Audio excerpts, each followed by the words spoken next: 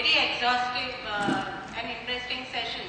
I'm sure you all would agree with me that one of the most widely discussed factors which has the power to end the march of our entire civilization is nothing but global climate change.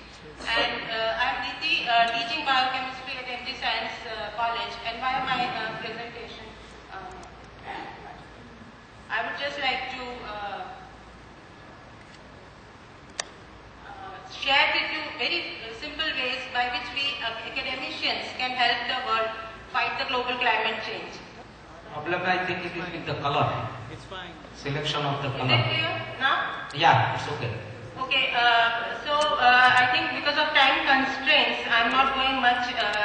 We all know what is global warming and what are the latest facts and what does the recent research show. So straight away skipping all these things which have led to the global climate change and what are the immediate effects which I think we all are already experiencing like right now. Freakish weather changes like the seasonal changes and increase in drought and floods and all that. And then basically all that finally comes to displacement of human population which may lead to extinction. That's what the people are proposing. So now coming to whether, let us examine, before I go to my actual solutions, let us examine whether this climate change is natural or is it man-made.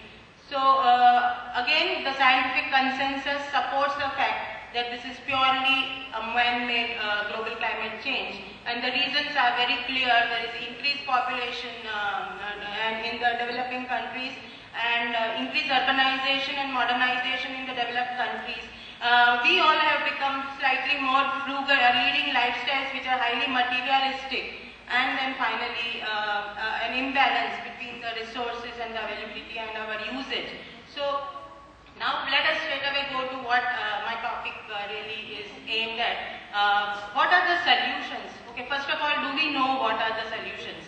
And do we want them? And are we aware of them? So these three questions, I think whenever I was talking, trying to spread awareness at my level in different schools and colleges, these were a few things which I thought need a lot of weightage.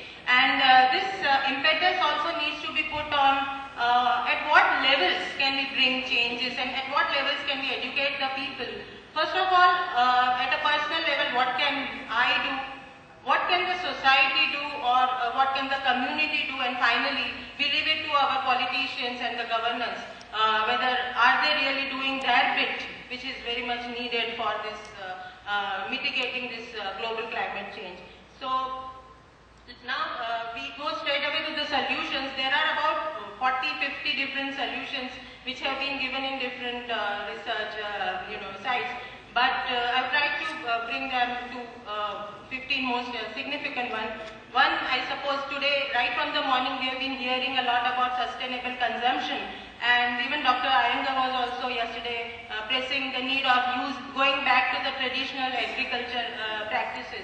So if we could use that or maximize the use of solar, renewable sources of energy, be more eco-friendly, use more biodiesel, as it has been done in certain villages where they are using Jatropha seeds as biodiesel by the women's cooperative in Andhra Pradesh, and they are doing pretty well in mitigating the climate change.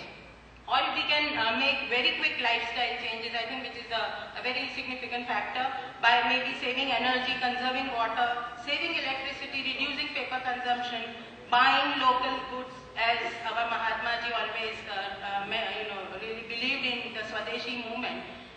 Stopping frugal living. Here I just wanted to reiterate that we should not follow the trends or be in the fashion that today we own a pair of clothes which becomes outdated the next day. So maybe that could help us a little bit more. Lead a chemical-free, cosmetic-free life. Re-examine our moral values and stop materialistic consumption. The government needs to do a lot of things, especially levy certain environmental service taxes, pre and post environment taxes on any product which is being sold in the market. And we have an example of Sweden, which is just recently, last month, introduced a burger chain called Max. Burger chain, it has introduced this carbon emission on the food product. But I suppose above all these factors, one of the most important factor according to the World Watch Institute, Washington,